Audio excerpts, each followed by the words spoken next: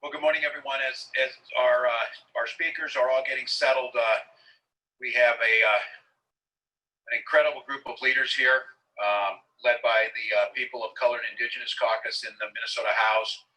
You're going to hear from Department of Public Safety Commissioner John Harrington. You're going to hear from Attorney General Keith Ellison, and some of you may know, but a real important piece of the reforms we're talking about, the Kelly McCarthy, the chair of the Post Board, is here also today to speak about some of the things that we're looking at. I would just say, as I woke up this morning and watched the news early this morning, and we were on calls early to legislators, to faith leaders, the interfaith action work, and talking about all the things that are going on in Minnesota to make sure that that people are cared for, that food security is a priority, that we're thinking about reforms. Wonderful news came in from the Supreme Court on a DACA decision. And I can't help but think that this is the week where human rights are on the march. The decision on LGBTQ community and reaffirming, amazingly enough, that they are human beings that are deserving of respect and protections in the workplace, and now DACA, and saying that no, the administration is not right and they cannot deny these rights. And I think now the attention turn to the Minnesota legislature. It can turn to the epicenter of what happened 3.5 weeks ago with George Floyd's murder. It is the week of the Clayton Jackson McGee centennial commemoration. It is a whole lot of things coming to a point, and it is being led by community asking for reforms. So we're here today to talk about those proposals. We're going to talk about it again. So far, we're still in gridlock. So far, we've had this entire week to move things, but now is the time. We keep hearing that legislators in the Senate, that the majority wants to go home tomorrow. Minnesotans want them to do the work. Minnesotans want them to do the work that has been put on the table. And today, you're going to hear a debate in the House that is going to be a real debate. As you saw on Saturday, 7 hours of emotional testimony, 7 hours of asking questions, 7 hours of expert witnesses, and then coming back now to debate it and bring it to it. That is in contrast to the Senate's hearing that expert witnesses who have worked in the case of some of these folks for 40 years in law enforcement and criminal justice reform were given 3 minutes while they were interrupted during that time. No debate, simply brought to the floor. That's not how the democracy works. We've seen it in DC where a few people hold up agendas. We wouldn't have been having the DACA discussion if the Speaker of the House, when I was in Congress, would have brought up the bipartisan bill that passed the Senate and would have overwhelmingly passed in the House, and we never got a chance to vote on it. So by holding things up and pushing them down, it exacerbates the problem. So today, I'm excited to be here with this group of folks. I'm excited for the day that can be historic in the Minnesota House, of changing the way we view community safety, of changing what accountability looks like, and changing the way that communities feel like they have a voice in that. And so with that, I will add one of the founding members of the Posse Caucus, who we are certainly grateful for in Minnesota, is our Lieutenant Governor Peggy Flanagan.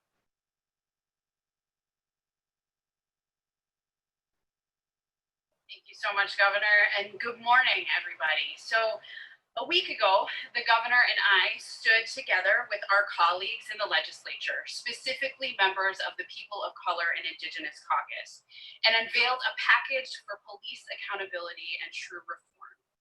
The deeply rooted issues of systemic racism and discrimination in policing is not new to our state. The bills in this package, they are not new either. Minnesotans, especially Black, Brown, and Indigenous Minnesotans, are crying out for these issues to be acted upon. Now is the time for real action. Not in a month, not next session, not in 5 years, but now. The entire world is watching what we do in Minnesota, and they expect us to be on the right side of history. A few weeks ago, we watched the murder of George Floyd. The entire world watched the murder of George Floyd. And you've heard many of us speak to this, and I want to mention it once again, because when George Floyd called out for his mother, the world shook and shifted. That is our call to step up for justice.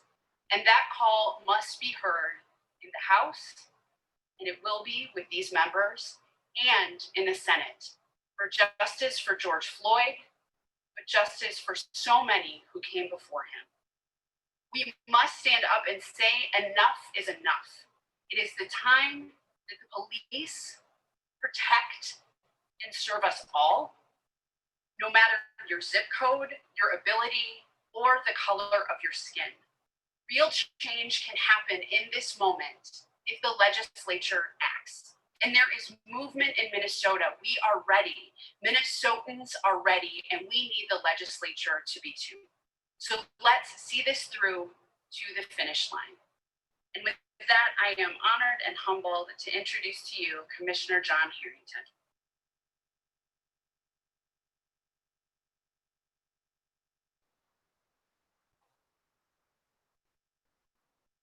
Morning.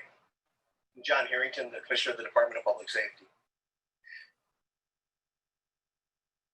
George Floyd's murder is not going to be ever forgotten. Not by his family, not by his community, and not by police officers and peace officers here in the state of Minnesota or anywhere else in the world. This is a moment that galvanized everyone into making the change that we had seen coming, not just recently, not just in the last few years, but we've been seeing this coming for decades. The Attorney General, Keith Ellison, and I in January of 2019 saw this coming in a different way. We saw this as a community issue because both of us have spent most of our public careers working in community and working with community and listening deeply to the pain that the community talked about. And so right after Governor Walz's inauguration and the Attorney General's inauguration, the Attorney General and I got together to say, what could we do to stop the next tragedy? How could we prevent this from happening? And by March of 2019, we had already brought on Nicole Archibald, who came on as Community Affairs. We had already contacted 21st Century Policing, who did the Obama policing report, begin a process to actually come up with a product that would actually prevent the next George Floyd from happening. By August, we were actually not just talking about this, but we had convened a working group. It was a working group that I really think it's important because it really was an impressive group. It involved Representative Rena Moran and members of the Senate, Senator Ingebrigtsen. It involved academics from St. Thomas and the U of M. It involved police chiefs and police sheriffs and police unions at the table having a conversation about what could be. Not simply reflecting on what the tragedies of the past were. We all knew what those tragedies looked like, but we wanted to think about a broad way, what could be the future of policing?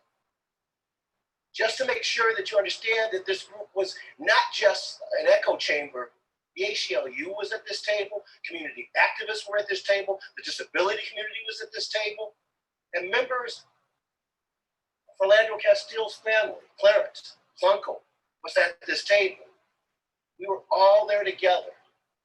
And for 9 months, we argued and debated and took testimony and literally brought the subject matter experts from all over the world in this conversation. We brought experts from Washington, D.C. think tanks, to legal scholars, to people that had reformed use of force in Camden, New Jersey. We brought folks who were on the front lines of holding police accountable from Utah and all points east and west from here. We debated these and discussed these and hammered out these What I want to tell you is that the 28 recommendations that we came up with,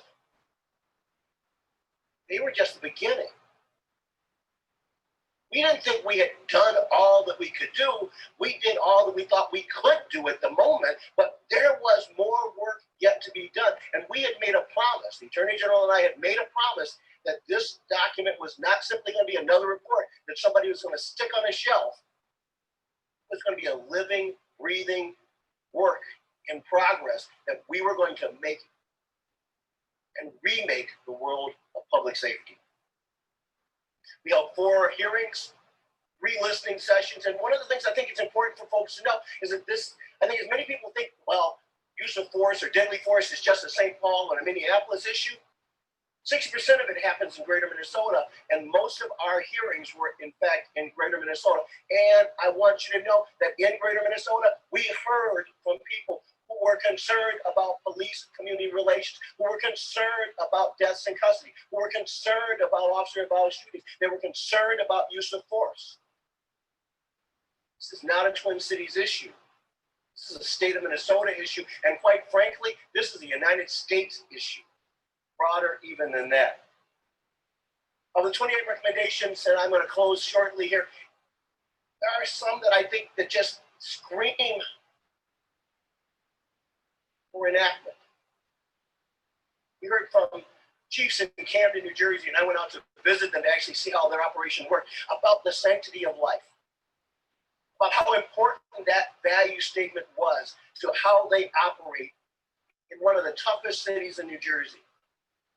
We talked about and debated the absolute requirement for officers to intervene when they saw another officer doing the wrong thing, and the requirement to give aid as soon as possible.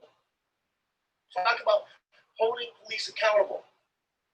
Talked about body cams for every department in the state of Minnesota. We talked about making sure that police officers who see the worst side of humanity all too often were healthy when they came back to the job they love.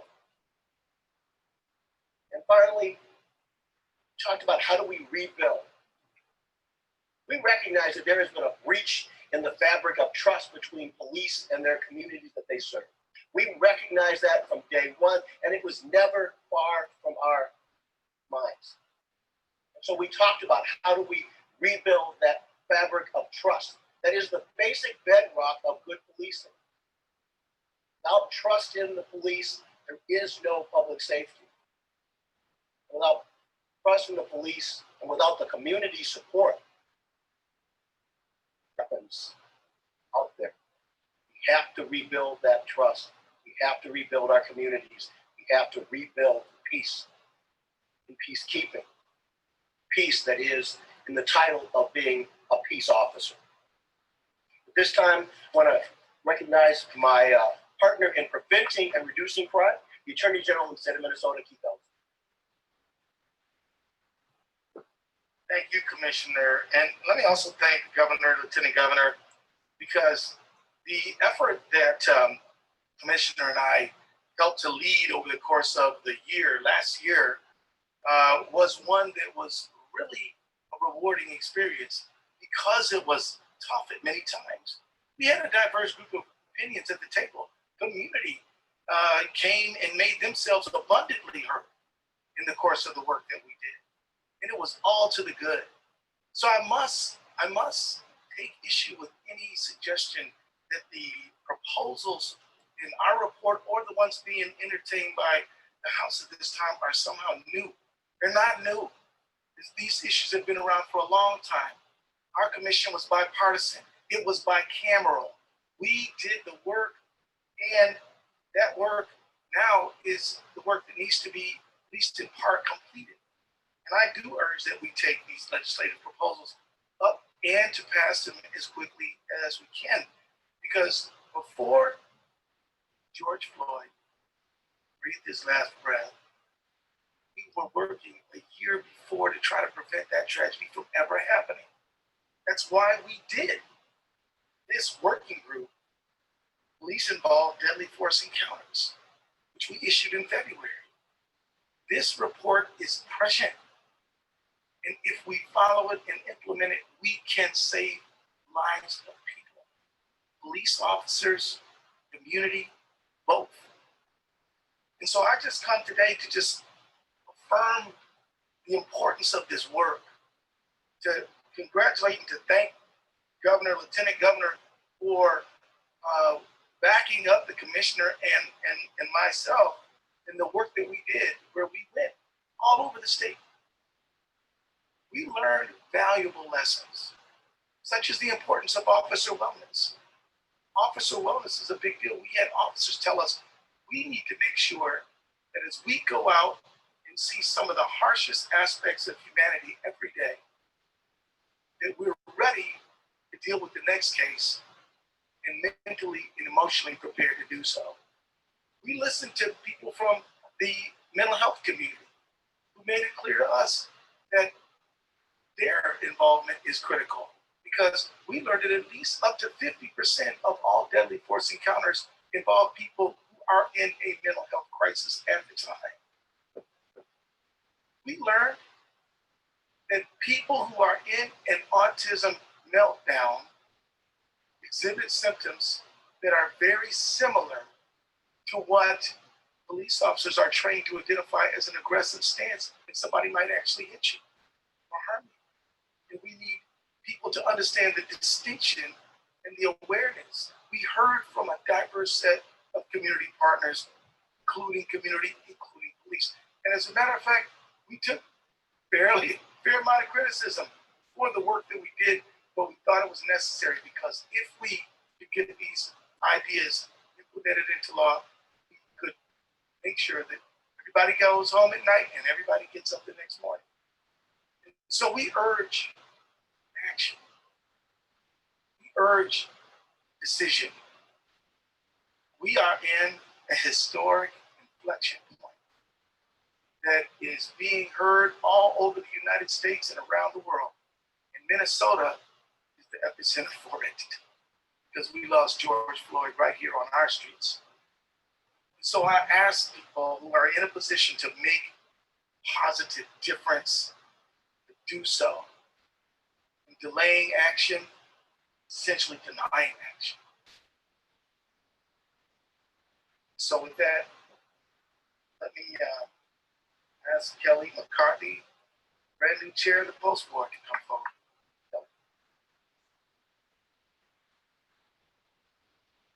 Sir, good morning. My name is Kelly McCarthy, and I'm here as the current chair of the Minnesota Post Board.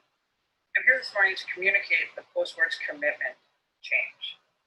Our commitment to working with both sides of the aisle, the legislature, and all of Minnesota to provide everybody with the policing that they deserve. It is very uncomfortable for many of us right now, but we need to be uncomfortable. Change is uncomfortable. And so if we see policies that we're really comfortable with or seem like more of the same, that indicates to me that we need to go farther. I hear a lot of comments about getting back something or getting back to an element of safety. There is no back. We have to move forward, and we need to do so together. To move back or the status quo is fear and death for our Black and brown citizens. To go back or stay the status quo is fear and death for our Indigenous populations, for members of our community with mental illness, autism, trans community. Backwards is death. We have to move forward, and we have to do it together. I often hear, where are all the good cops in this? You know, we throw out the bad apples spoil the bunch, which is an analogy that I fully accept. The good cops are asking for the legislature to come together and give us clear rules and expectations, and let us meet those rules and those expectations. And I think you will be surprised how much we can do when we all work together. So Post Board is committed to major change on a systematic level.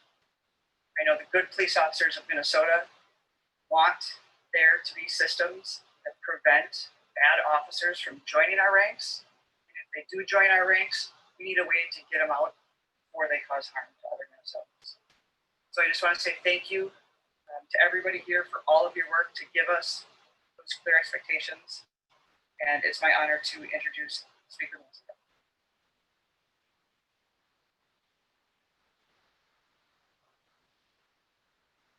morning. It's such an honor to be here with the governor, the lieutenant governor, Commissioner Harrington, our attorney general, the leader of the post board, and our outstanding Posse Caucus members. Based on the arbitrary and totally unnecessary deadline put forward by Senate Republicans, we are in our last 2 days of this special session. The House will be on the floor today at 5 p.m. to take up police accountability and reform legislation. We need systemic change in Minnesota and accountability. The legislation that was passed by the Senate provides neither. The House proposals have been shaped by the people of color and Indigenous caucus with the input of the community.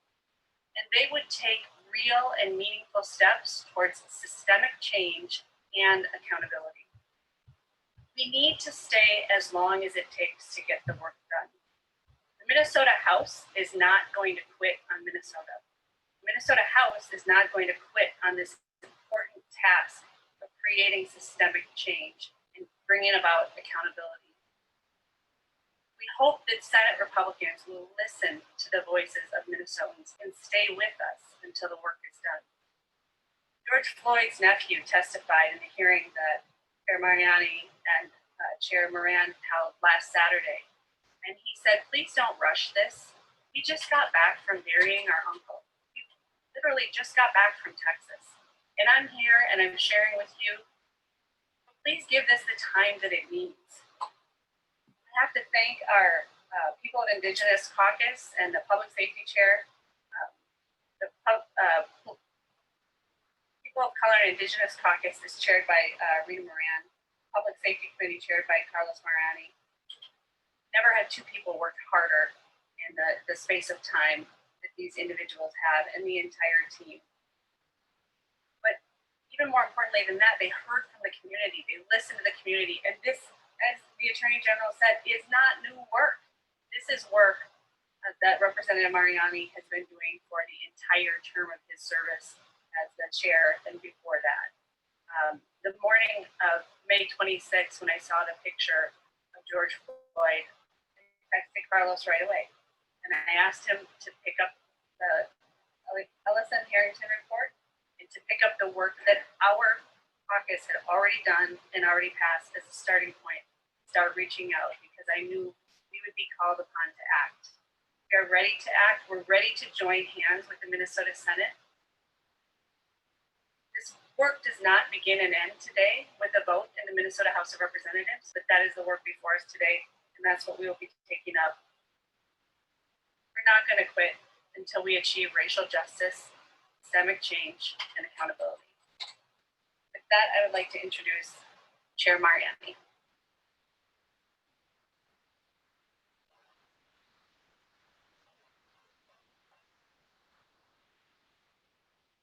Morning. When I was 11 years old, my neighborhood in Chicago exploded.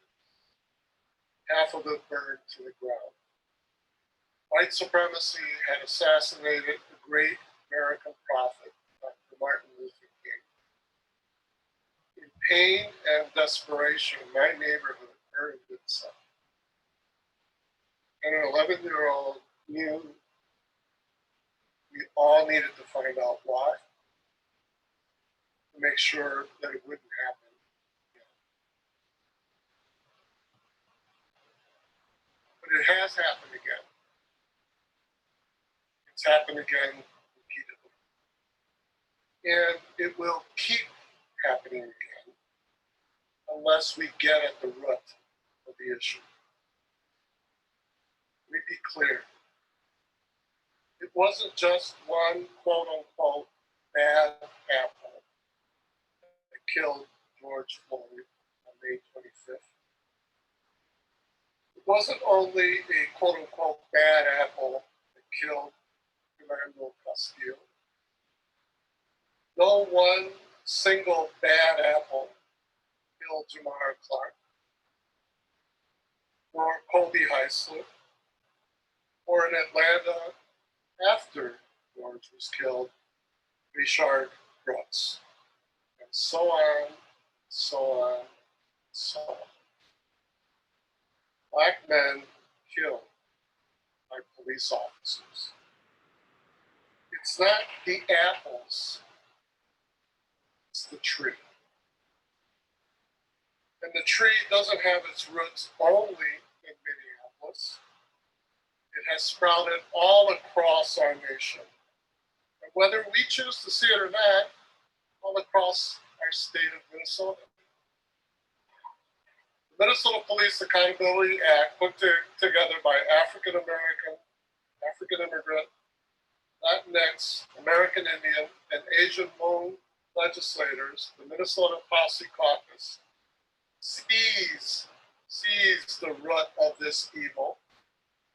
And we know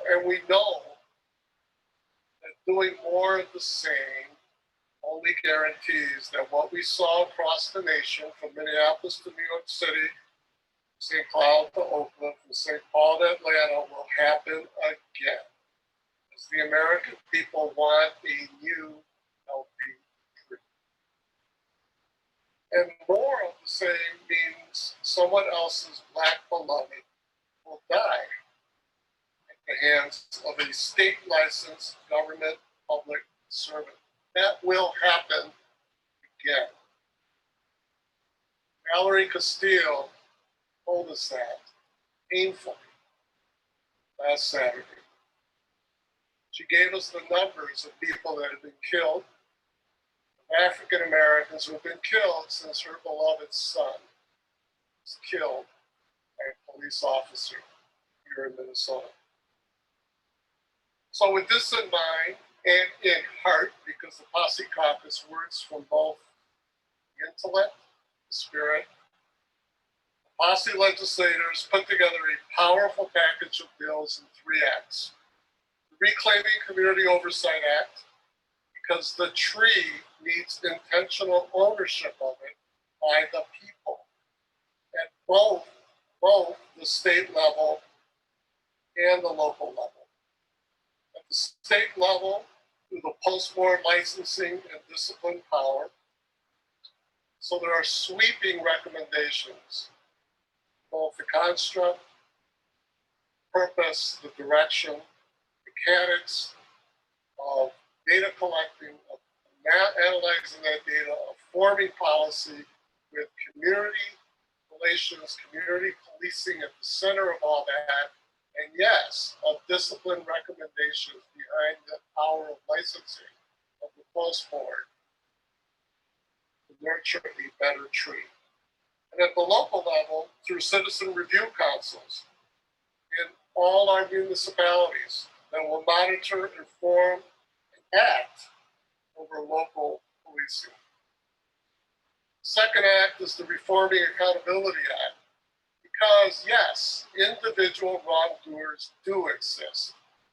And yes, they should always be brought to rigorous investigation and prosecution.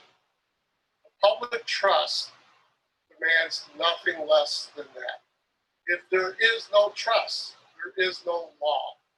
There is no law, there's no order, no justice, there's no us, there's no society. So this bill provides primary jurisdiction for the Attorney General over officer-involved deaths. It also creates a special unit within the Bureau of Criminal Apprehension that will be essentially a walled-off unit. What that means is to minimize even the appearance of a conflict as they do their work, and they're great professionals there, but as they do their work, to ensure that the public's trust is maintained as they interact with the very same law enforcement entities and individuals they now must investigate. And there's a shift in the deadly force standards in that act as well.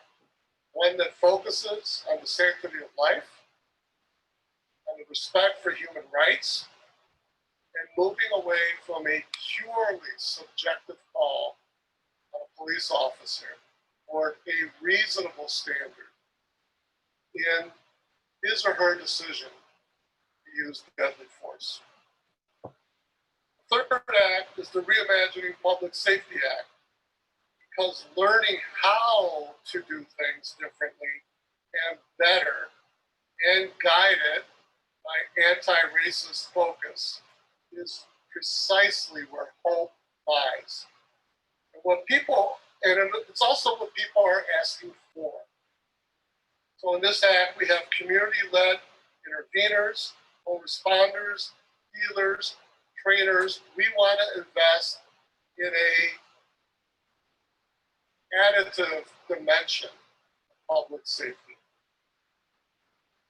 And we want to make sure that those who are doing the tough work, because policing can be very tough work, that those doing the tough work are healthy. There's trauma there also. That trauma, unfortunately, manifests itself sometimes in the peace officers' interaction with the public. We owe it to them, we owe it to us, to make sure that we are in the process of keeping healthy, strong peace officers in our communities. To have their humanity restored, be healed, move past the trauma, and to see their neighbors, to see their communities as their beloveds as well. And then finally, the bill has the act, the large act, has a number of important provisions. Provisions around chokehold regulation and banning, provisions around the duty to intercede, provisions to ban the so-called warrior-style training, which only feeds the paranoia. It's an abomination, quite frankly. See those that we are providing public safety for as the enemy, and to be easily prepared to use deadly force. It's an abomination. Peace officers absolutely should be able to protect themselves at all times. There are models that allow for that. This is a model that is obscene. So obscene that many police chiefs themselves will not condone it. And then there's a residency provision as well to be able to encourage that those who are part of this build out mature public safety vision that we have, our peace officers, reflect and come from the very communities in which they are helping to solve problems.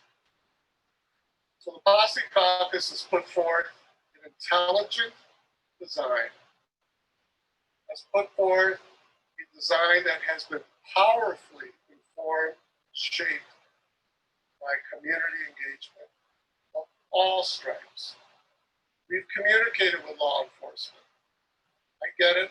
We don't see eye to eye on a number of things. It's often very hard for any sector that's being reformed to embrace it. It doesn't mean that we don't push them in order to drive the change, to create a healthy tree.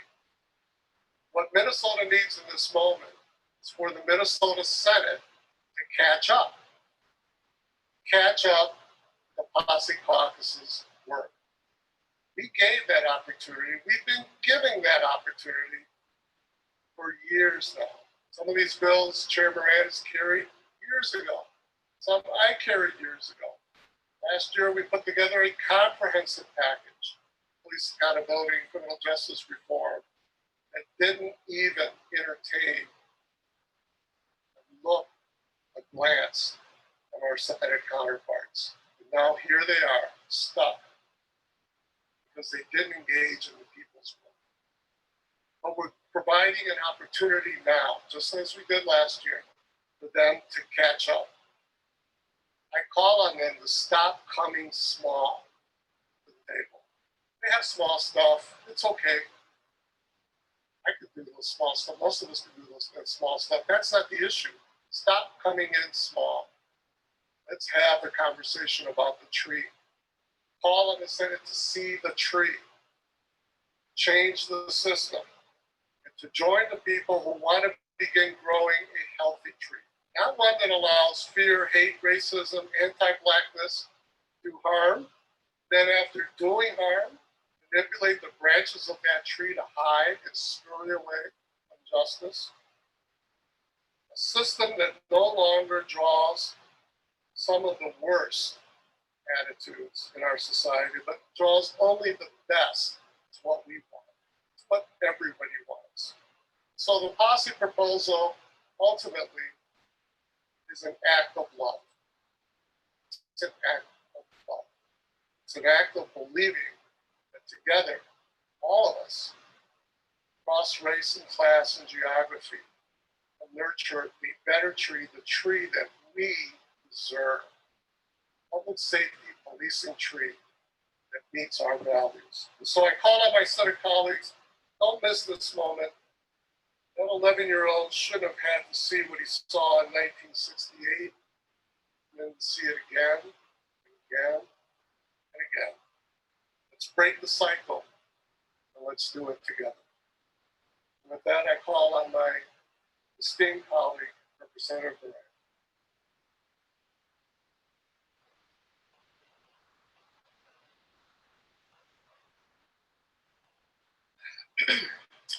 Good morning, everyone. On May the 26th, as we all watched the visual of George Floyd being murdered by a police officer, it brought a shock not only to folks in Minnesota, but across the country. That is a visual that is forever etched in our mind, that we would never, ever forget. The lack of emotions, the lack of humanity, and the lack of care that we saw officers, the ex-officers, body posture, in his face, the lack of humanity reminded me that it must have been part of his everyday routine. He got up, kind of like shook his hand, got in his car, went on about business. It was disgusting. For the first time, in a real way, I believe that America, the world, got a sense of what African Americans, indigenous, and people of color have felt and known for generations. The first time I feel that, they saw that, they felt that, they saw what was wrong about the police department. And so you saw that reaction across the country. How they felt about the need for systemic change in the Department of Police. I have not yet been able to get to the place where I can see police officers as peace officers. And that's sad.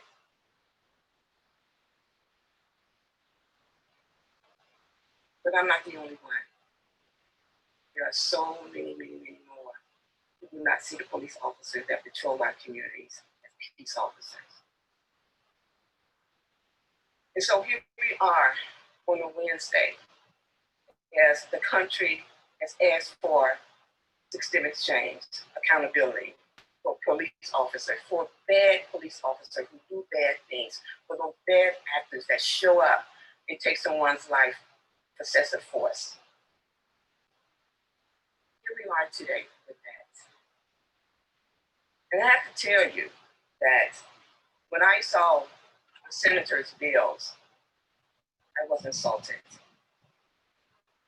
I was insulted.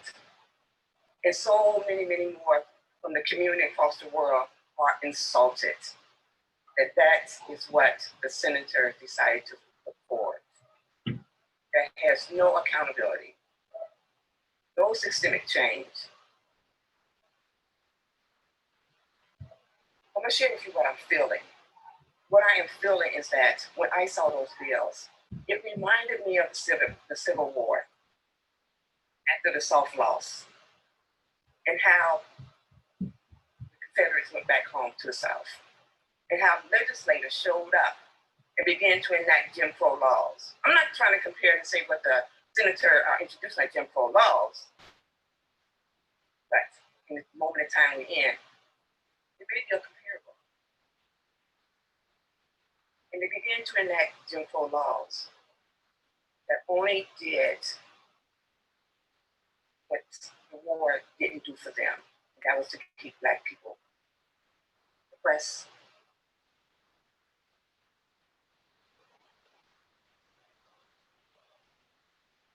And to keep Black people devalued.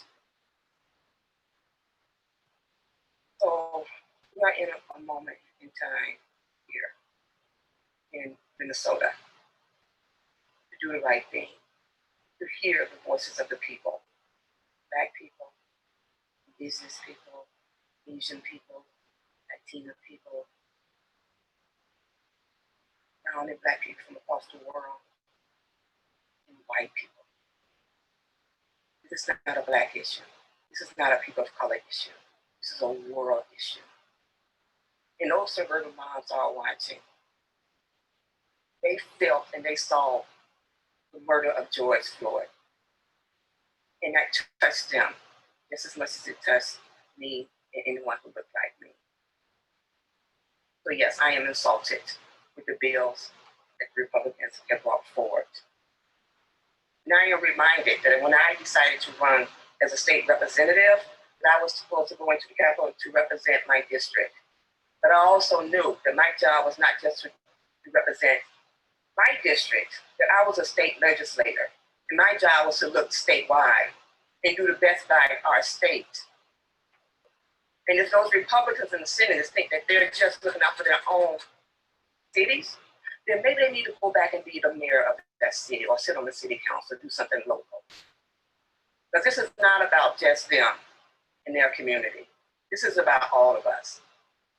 We have some very, very good, strong accountability bills that we are just asking to weed out the bad cops and keep the bad cops accountable for bad behavior.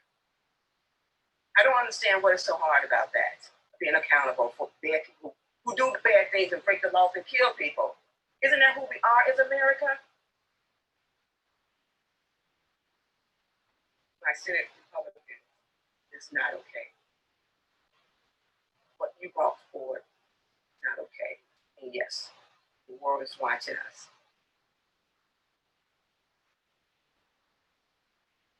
So as they rush to get out of town to go back there, where they are from, we ask them to look out for the people in the state of Minnesota and do the right thing and keep bad cops, bad actors out of uniforms. So the good cops are there for all the good reason and they're seen for who they are, good cops. That we have a stronger institution that is respected, that is trusted, and that holds themselves in partnership with communities accountable for bad actors. That is what we want. That is what we need. And that is where we are in the 21st century. So I ask them to join us. Thank you. Thank you, Representative. Thanks to everyone here. We're going to take some questions. You've got the authors of many of these pieces here, but I'm going to echo what you just heard. If destiny and history is not raining down on Minnesota today and tomorrow, I don't know what is. The image of us and the Senate walking away from systemic change on Juneteenth adds to the legacy of what the rest of the world is looking at here. It is unacceptable. We have demanded systemic change. The work has been done. The coalitions have been built, and it's our expectations that those bills will make it through the House this afternoon. They will go to the Senate, and they will be on our desk. And the poetic justice and the decency of being able to sign those bills on Juneteenth to make a change in this state is pretty obvious. And if that's not enough, Sunday's Father's Day, which George Floyd's daughter is not going to be around to, his father's not going to see that. So I just have to tell you, business as usual, and the weak sauce legislation to get out of town and pretend like you made change ends now. We've seen this time and time again, begging for hearings on gun safety, begging for hearings on things that will make a difference. And the idea that we can, and I want to echo where Representative Moran said, if we truly don't make a hollow mockery out of one Minnesota, there's a responsibility to understand every community is touched by this. Every community matters, and who we are as a people. And it is going to permeate and continue to permeate every aspect of our lives, from education to the economy to just basic decency. So in a week that we have seen incredible news come out of the Supreme Court reaffirming human rights, let's do our part here in Minnesota. Let's let the spotlight, that hot spotlight that has been on this state for the better part of the last month, show our better angels, move incredibly good legislation, and go into this weekend with, as Carlos said, planting that new seed, nurturing that tree that is truly about justice and is not about the same old stuff. And with that, I would encourage members, as you ask questions, that the authors are here of many of these bills and many of these pieces of legislation. I have a question about the Senate package, and specifically just one element of the second step of the Senate package, Senate File 104. I understand the categorization of the other parts of the Senate package as doing nothing, but what about Senate File 104? It appears to change state law, to turn it over to the post board to rewrite a state statute. You folks are the experts, obviously.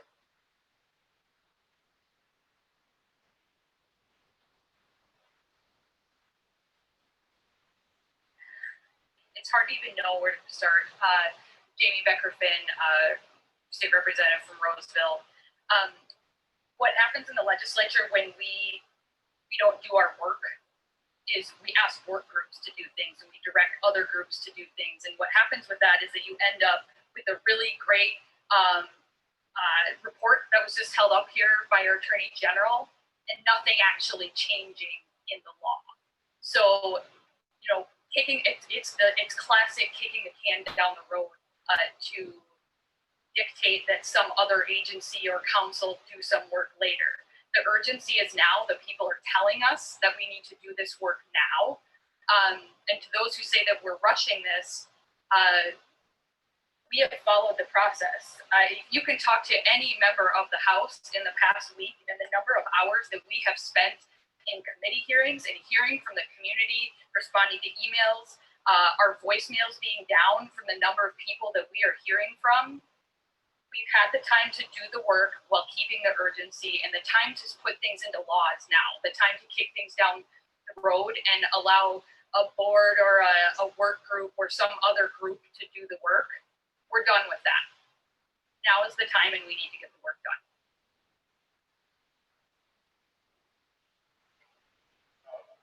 I don't know if the Attorney General who wants to take it, but as I understand it, you're sort of alluding to this. But what happened with the Senate bill is they transferred the language that was placed in your bill, the criminal code, on the use of force doctrine, and placed it in an administrative code that tells the post board, as John Les told me yesterday, to tell the cops to try again with their policy. I would like to get a real sense of how big a change that is, and is that something that the Democrats can accept? We're the lawmakers. We need to make the laws. We all know that if there aren't teeth to the things that we're doing, there won't be change. So absolutely, we're the lawmakers. We're making the laws. We have the language right here in front of us. We can do this now. It can be on the governor's desk tomorrow. And so now is the time. Enough with finding ways to weaken the work that we're doing.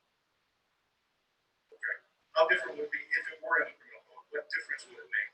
And would have the force of law, and what would that mean if it passed the way you have now? Well, I'm a prosecutor, so you'd have the criminal justice system versus somebody, which we've seen, unfortunately, with the way, we have beyond a reasonable doubt is a really high standard.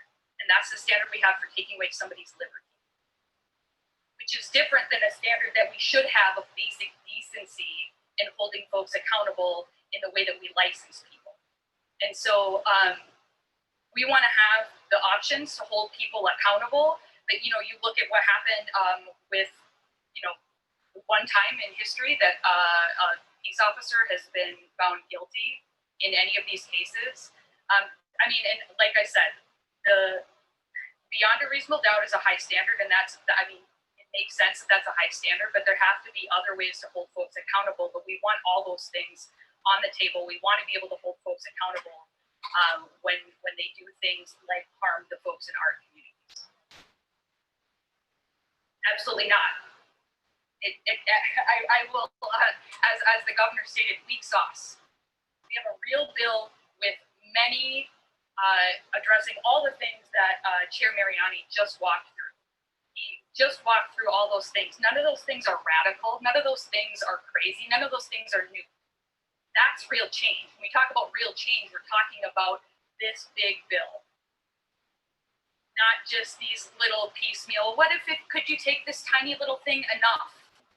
We're done with the tiny little things. We want real change, and the people are demanding that we do real change. I grew up in the Cass Lake Bemidji area. There were protests in Bemidji. There were hundreds of people in Bemidji. We have students at Bemidji State University organizing Black Lives Matter fundraisers. The whole state is watching, and the whole state is ready for this change. Now's the time. I would echo on that. Just moving into the administrative side, I feel very comfortable as long as Kelly McCarthy's there. She's not going to be there forever. And one of the ideas is if you do not codify these things, it's one of the reasons, and I know this may strike my GOP friends as strange, but the idea of using executive power is a weak substitute for the fundamental changes they're trying to make. They're saying and encouraging, why don't you just take executive order banning chokehold? Well, the one thing is it doesn't have the force of law then after I'm gone, and it gets challenged because you didn't have the community conversation by making it happen. It's the same strategy of taking this out, of codifying it into statute and moving it over and making it administrative change. It does not work in the long run.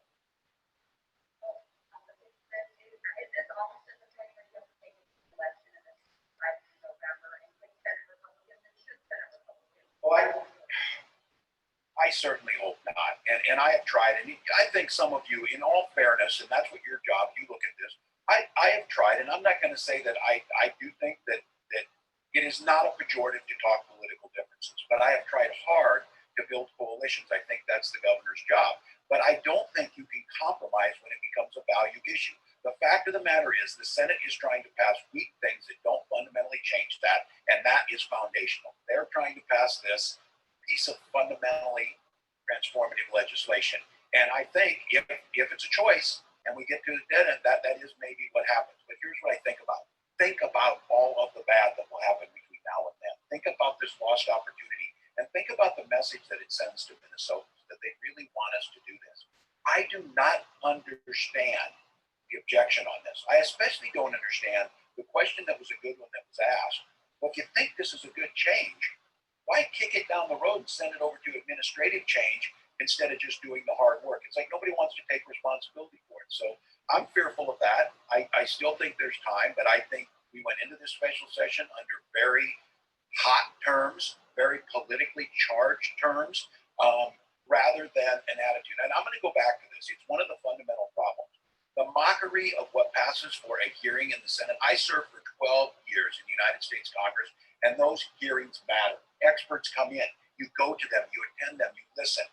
To bring in people who have worked on this for decades and give them 3 minutes and snipe at their comments and then tell them to leave, that's just an insult. And I watched Chair Mariani's hearing, and it was emotional and hard and passionate and not in total agreement, as it should be. So I'm fearful that may be the case. We've still got time. But again, I'm just asking Minnesotans, what is the world going to think in the week of the centennial of the Clayton Jackson McGee commemoration, in the month that George Floyd died, of unrest on our streets and everyone talking about systemic racism having to be addressed, major companies making changes on this, understanding that to get people to move and live here and the talent, we're going to have to show that this values everyone. going home on Juneteenth and saying we just can't get there, I think it is just, that is unacceptable. Many times, now, yes, we are calling and we are talking, and I will leave here this afternoon, and I will meet with House minority leadership of trying to get them to get there, to try and move this. And this is the hard, legislating is not easy. Democracy, if it were easy, everybody would have done it and they would have all lasted longer, but it doesn't. It's really, really hard work. In this moment, it is super hard work. I am trying to, and again, I kept telling, I will compromise until it comes to our values. And this one, I just have to say, I don't know why you can't pass this package. I don't know who is pushing back on this. Who is saying this is bad stuff? Who is telling you? Because you know what's really interesting about this is, have you seen any guests on any talk shows on TV? Have you seen anybody here stand up and say, we don't want to do what Representative Moran is doing because of this? It's a smoke and mirrors. It's a hand slide. It's this over here. This is good. Throw in apple pie as the state pie, and that'll make this bill even a little better. That's what's going on. So I'm trying, but I'm telling them, this is one you're going to have to come with us or be left behind by the state. And I hope we can get there.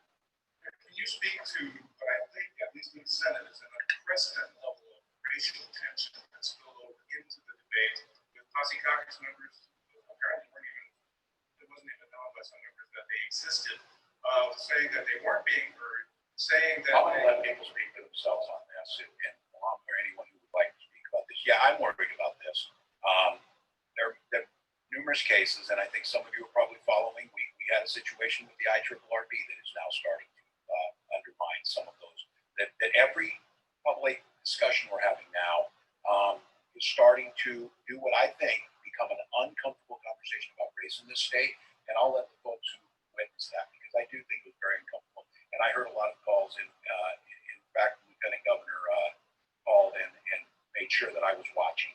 So what was happening? Thank you, Governor, Lieutenant Governor, the leadership that they have put forward. I think the point where we have to say that the leader in our state, the Senate, to say that he's never had the names that he had when he went to see the demonstration. That speaks of volume, that we don't see people.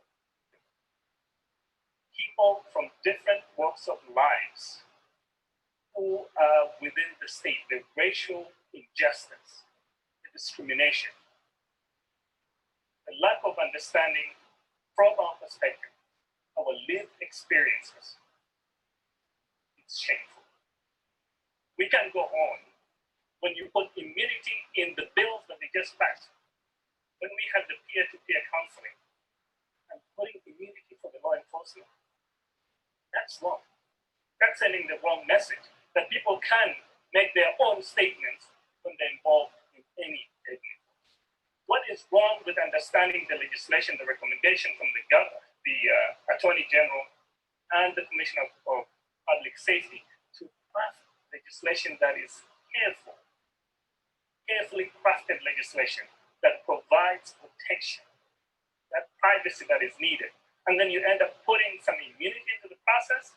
It's the same thing that we're trying to avoid in the state, by giving people immunity when they commit deadly force, when they commit crimes. So this is looking at people who look like me. George Floyd isn't going back. He's gone. And for people to walk away from that and say we will go home, it's not acceptable. And we need to look things and say that race does not exist. We've had in the House of Representatives, and even calling our cities a bad place during last hearing in the Ways and Means, telling us to go create GoFund to rebuild the city. That tells you all. You need to hear from us. You need to see us for who we are. You're one Minnesota, regardless where you live, who you look like, who you worship. We got to build one Minnesota. And that's the message we want to send. Thank you so much. I wanted to enter out there. Thank you. That's a lot of words been spoken today. Few have summed it up clearer. Thank you, Representative Norton. Yes. Let's go back to Senate File 104 because it is kicking the can directly to the post board, and we've got the chair of the post board here. If you could answer, what are your thoughts about that you folks would have to rewrite it? How long does that take for the post board to write something up? Is that, as a number of these representatives have said, something that really does kick the can down the road? New York. Thank you, Lieutenant Governor. It certainly shifts the responsibility, and we, of course, will enact whatever the legislature asks us to. There is an impermanence to it. There is another step that we would have to take where we have to get board agreement to do that. And so now you have 15 people that have to agree and then are going to put their recommendations and their spin on it. So it is certainly easier for us from a police legitimacy standpoint to say these are the things that our state values as a whole. These are the things that our state wants as a whole, and we, as the post board, are going to enact them. It does take a little bit different tenor if it's, this is from the post board, or the post board is the authority that's doing that. So we will, of course, whatever both sides of the legislature bring to us, we will make happen, and we'll do our best to do that. But I do think it sets just maybe a different permanency and tenor. Even if it was directed there, it would take a long time for the post board to enact this. And if so, I mean, are we talking a few days or weeks? And is it not a slam dunk? I'm sorry, I'm not familiar with exactly how the post board works. So I believe if the legislature directs us to do it, we are not allowed to vote on it. However, there could be roadblocks to enacting it. I believe the date on that, September 1, 2020, that they had asked, House File 4 had asked that be implemented by 2020. But even if that, so we would still have to implement that. That still takes time statewide. And so for a decision to come out this week, you'd be able to move on it this week. So we'll get done with for Senate File 104. Yeah, we'll be able to enact, and we'll do it as quickly as we possibly can, whatever comes out of the way. ENC built in for smaller departments within the phraseology of the Senate bill, isn't there, I think? In 104? That they were making some exceptions for the smaller departments that might have difficulty enacting these kinds of things. I didn't read that in 104, but I could be.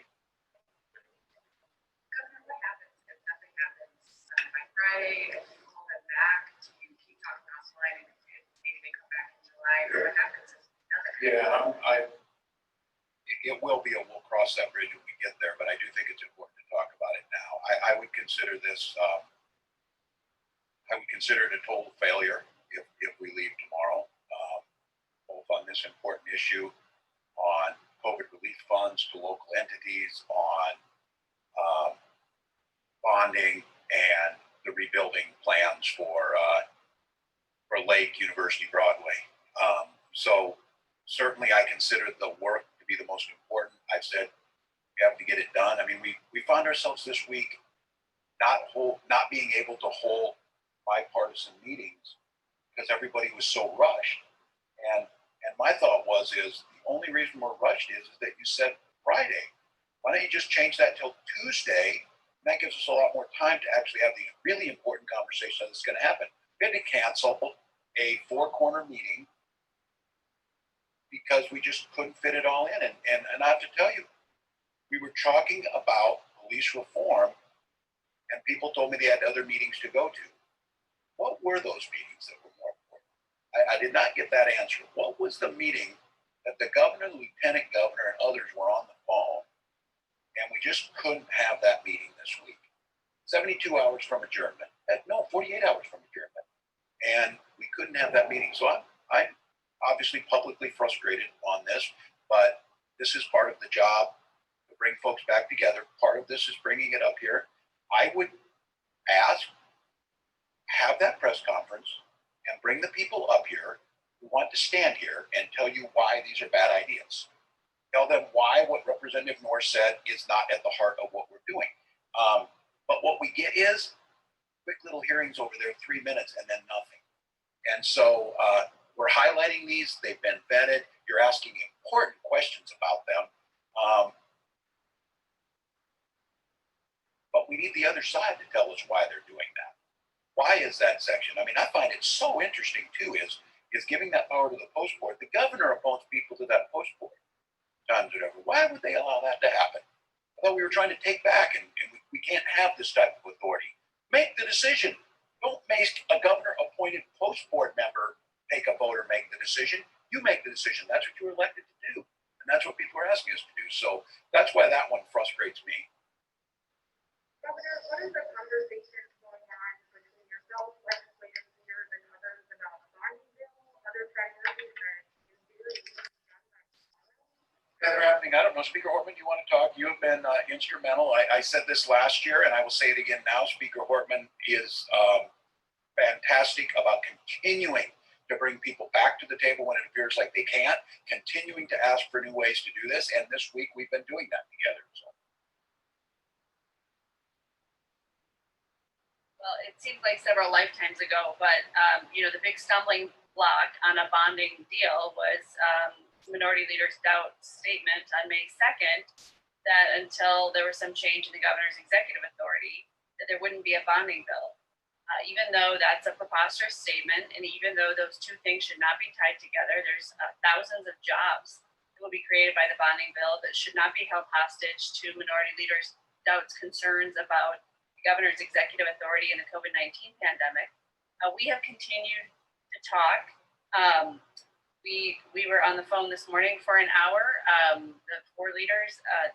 I think that the artificial deadline is making this very difficult. I think we are this close to getting something on bonding and the Republican requirement of a tax bill. I know that Minority Leader Stout and the governor will be meeting later today, and hopefully they can make some progress on those Chapter 12 issues. But there's no reason that we couldn't wrap this up very, very soon. But everybody has to bring a spirit of wanting to get things done and a willingness to compromise. I have said to my colleagues, we're very good at fighting, but we're also very good at getting things done when we actually decide that we want to do that. And there's a time to try to get along, and there's a time to fight on criminal justice reform, police accountability, systemic change. We are going to fight hard. We're going to fight like hell for the things we value. But we also have to find that space to work together and get things done in those areas where we should and can get the work done.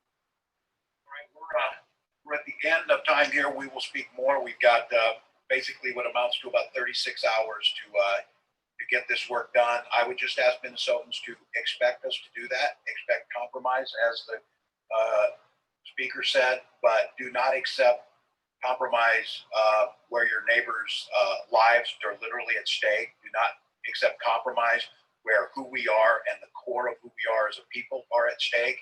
And these proposals that are being put forward are enacted in other places and working, so we can do that. So I want to thank you all.